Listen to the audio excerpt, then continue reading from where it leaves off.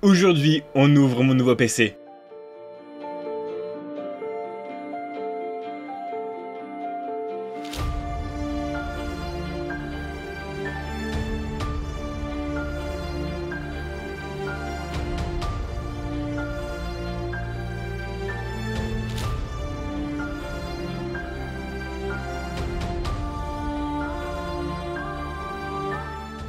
Vous l'aurez compris, dans cette vidéo, on va tester, on va ouvrir et aussi je vais donner mon avis par rapport à ce MacBook Pro. En tout cas, n'oubliez pas de liker et de vous abonner, on va directement se lancer et je peux vous le dire, vous n'êtes absolument pas prêts. On va directement se l'ouvrir et on a directement accès au MacBook. Alors, c'est un MacBook 16 pouces et vous allez voir, en termes de taille, c'est quand même assez grand. On va enlever le petit stickers. On va savoir aussi quelle couleur j'ai pris. Attention, j'ai pris la nouvelle couleur donc de chez Mac, de chez Apple. Il y a quelques taches, bon, je vais essayer de les enlever. Voilà, c'est un noir sidéral. Je crois que ça s'appelle comme ça. Et oh, le logo MacBook Pro derrière, il est absolument classe. Donc, pour un petit peu comparer avec mon ancien PC qui a un 14 pouces, et ben, bon, il a un peu fait la guerre, excusez-moi, mais vous voyez, il y a quand même une énorme différence de taille. Qui dit énorme différence de taille, qui dit aussi énorme différence de qualité au niveau du son. Et ça, c'est un des arguments de pourquoi j'ai pris le 16 pouces. On va le mettre de côté, comme ça, on va directement voir ce qu'il y a derrière. On a déjà le câble du MagSafe, qui ça va vraiment changer ma vie. On a les notices avec, je crois, les stickers, hein, si je dis pas de bêtises. Donc là, la notice et là, les petits stickers Apple, les stickers, je pense pas que je vais utiliser, je vais les mettre de côté. Et le gros chargeur. Alors, il est largement moins gros que le chargeur du Razer, mais j'avoue, il est quand même assez bien fatasse. Hein. On va enlever le plastique autour. Et alors, je crois que c'est le chargeur charge rapide, si je dis pas de bêtises. Je n'aurais pas besoin d'acheter un nouveau power adaptateur parce que c'est directement le plus puissant avec le MacBook Pro comparé au MacBook Air. Ou si vous voulez avoir le plus puissant de la charge rapide, il faut l'acheter en plus. Je crois que c'est 50 balles, 60 balles. Là, au moins, là, j'ai directement le plus puissant. Et je devais aussi acheter une nouvelle souris. Du coup, j'ai pris la Logitech Pro X Super Light, donc la V2, si je dis pas de bêtises. Et aussi, du coup, j'avais la normale, la Pro, la Logitech G Pro. Et comme vous le voyez, elle est, je dirais, en taille à peu près pareil, mais ça se voit que du coup la Pro X est largement plus légère et en plus avec le petit logo Super Light à côté là, magnifique. Pourquoi j'ai acheté une souris gaming? Pour mon MacBook, c'est tout simplement pour la molette qui n'est pas une molette magnétique. Voilà, quand je fais comme ça, elle s'arrête directement et ça c'est tellement satisfaisant en termes de sensation, vous pouvez pas savoir, comparé au MX3 Pro, je sais plus quoi, que j'avais acheté et que j'ai très vite redonné à la Fnac pour m'acheter celui-ci parce que la molette m'avait absolument saoulé parce qu'elle buguait et tout. Du coup, au moins avec celle-ci, je suis sûr que au moins je vais être satisfait. Et qui dit aussi MacBook Pro dit autonomie, au moins avec cette souris là je vais avoir une autonomie monstrueuse. Si je raconte pas de bêtises, je crois que c'est à peu près plus de 150 heures je crois d'utilisation pour 1h30 de recharge. C'est énorme et c'est abusé de la durée de vie de la souris. Donc maintenant qu'on a fini d'unboxer le MacBook, on va pouvoir faire la première utilisation, c'est-à-dire le setup, le démarrage. Et du coup je vais aussi en profiter pour vous expliquer qu'est-ce qu'il y a dans ce MacBook Pro 16 pouces. Nous avons déjà un écran 4K HDR Liquid Retina XDR 120 Hz. On est vraiment sur le top du top du top de ce qu'on peut avoir sur un MacBook ou même, si je dirais plus globalement, sur un PC portable. Nous avons 36 Go de RAM qui va énormément changer ma vie pour faire du montage, que ce soit sur Final Cut Pro, Adobe Premiere Pro ou sur plein d'autres projets ou même sur des jeux vidéo que je voudrais un petit peu jouer sur ce Mac. 1 Tera de stockage, c'est le minimum à avoir aujourd'hui parce que 526 Go, je crois, pour moi c'est pas du tout assez, je trouve. Et alors là, sur le processeur, nous avons un processeur mais tellement puissant, je sais pas comment on pourrait expliquer ça, sur un M3 Pro CPU de 12 cœurs et un GPU de 18 cœurs. Ça c'est juste abusé, c'est très clairement le troisième processeur le plus puissant qu'on peut avoir chez Apple parce qu'au-dessus on a les Macs. Pour l'utilisation que j'ai aujourd'hui et dans le futur, le Max n'a pas énormément d'intérêt pour moi, je trouve. Bon, je vous avoue que l'unboxing je l'ai fait il y a quelques semaines, c'est pour ça que vous voyez que j'ai pas changé de t-shirt et que j'ai la même coupe de cheveux et que j'ai un putain de coup de soleil que l'unboxing, donc c'est tout à fait normal parce que je tourne ça au même moment. Donc voilà, moi comme ça c'est tranquille, je suis tranquille, comme ça j'ai pouvoir vraiment vous donner mon avis par rapport à ce MacBook. C'est pour ça aussi que j'ai un fond d'écran personnalisé comparé au démarrage. Et déjà un truc à dire, c'est l'écran. L'écran est juste magnifique aussi en termes de haut-parleurs. Juste écoutez-moi ça.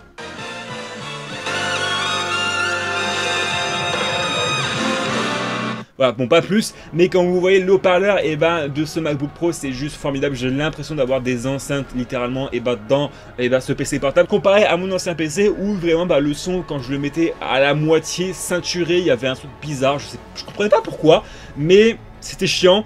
Et là, c'est parfait, vraiment le son il est juste magnifique. Quand je regarde une série, un film, bon alors j'ai pas regardé le meilleur film comme vous pouvez le voir, voilà, The Marvels, tu prends vraiment du plaisir à regarder tes séries, tes films et tout, et rien que pour ça c'est incroyable. Et l'argument principal de pourquoi j'ai acheté ce MacBook Pro, bah, c'est pour la puissance, parce que quand je fais du montage, c'est incroyable. Par exemple là, je peux mettre Adobe Premiere Pro, voilà mon petit montage sur Inazuma 11, qui d'ailleurs n'hésitez pas à aller la voir parce que c'est une super bonne vidéo, où je découvre le jeu est absolument incroyable aussi, ça ne bug pas. Quand je fais du montage, ça ne bug pas, c'est fluide, voilà, quand je fais ça là, ça bug pas, c'est fluide. Je suis en qualité intégrale sur mon programme, alors que sur mon Razer, je devais obligatoirement me mettre en 4 tiers. J'avais des sortes de bugs où en gros la frame, elle faisait que comme ça, c'était saccadé. Et là, c'est juste plaisant de monter une vidéo. Et en plus, le temps d'exportation, alors là, c'est carrément une nouvelle vie. Parce que sur mon Razer, on était à peu près pour une vidéo comme ça, à peu près. C'était 4h30 de rendu. Le rendu, qu'est-ce que c'est? Vous savez, c'est en gros l'exportation du montage pour avoir la vidéo comme vous le voyez actuellement. Et 4h30 pour une vidéo gaming, surtout quand tu veux sortir la vidéo, et le jour même de la sortie du jeu, c'est mission littéralement impossible. Et là, sur ce MacBook, nous sommes sur du 20 minutes pour une vidéo gaming, alors que ça me prenait 4h30 sur mon Razer. Et l'autre raison du pourquoi et du comment je suis passé sur Mac, c'est littéralement la durée de vie de la batterie, parce que mon Razer, quand c'était débranché et que je faisais le montage, j'étais à peu près 2h30, qui est extrêmement peu sur une journée entière, alors que là sur mon MacBook, ça serait aux alentours des 15h voire 20h de durée de vie de batterie, et ça c'est incroyable. D'autant plus que le principal argument, c'est aussi que tu peux utiliser toute la puissance de ton Mac, et même en portable, même en débranché, alors que généralement les PC portable Windows Gamer, tu perds 70% de la puissance. C'est à dire que tu as 70% qui sautent, qui vont je ne sais pas où, et voilà, c'est chiant. Depuis tout à l'heure je vous donne mon avis et aussi des chiffres. Là on va directement l'entrer dans l'art, on va lancer un jeu, et on va lancer un petit jeu, Death Stranding Director's Cut. C'est pas aussi simple qu'on pourrait le croire.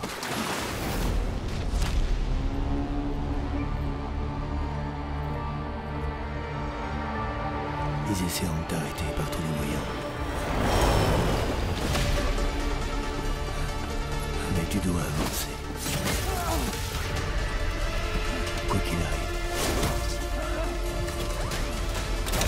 Ils nous ont divisés. Détruit notre société. Dépêchez-vous, Sam. Vous savez ce qui est en jeu. Et je suis le seul à pouvoir la sauver. Je m'appelle Sam Porter Bridges. C'est mon boulot de nous reconnecter.